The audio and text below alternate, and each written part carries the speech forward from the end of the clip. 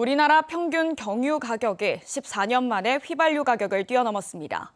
우크라이나 러시아 사태로 촉발된 유럽발 석유 제품 수급난 영향 때문인데요. 불똥은 코로나19의 긴 터널에서 벗어난 전세버스 업계를 직격하고 있습니다.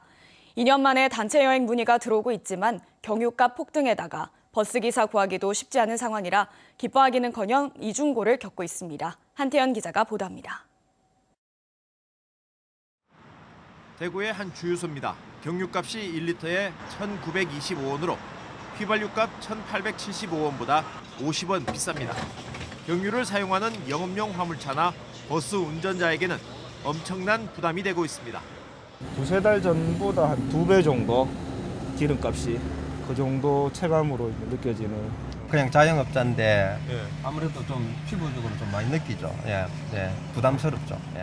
한국석유공사 유가정보서비스 오피넷에 따르면 5월 12일 기준 전국 주유소 경유 평균 판매 가격은 1리터에 1,952원으로 휘발유 평균 판매 가격 1,948원보다 더 높았습니다.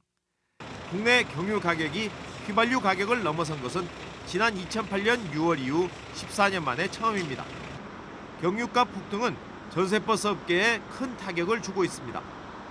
코로나19로 2년 넘게 영업을 하지 못해 보험료라도 줄이기 위해 번호판마저 행정기관에 맡겨놓은 상황인데 이제 연료값까지 걱정해야 할 처지가 됐습니다.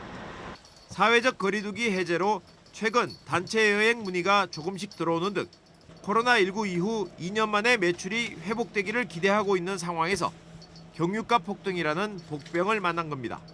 운행하면 할수록 적자이기 때문에 1,300원 일 때도 현상 유지를 겨우 했는데 600원은 18억이라 하면은 회사를 앞으로 경영에 대해서 심각한 고민을 하고 있습니다.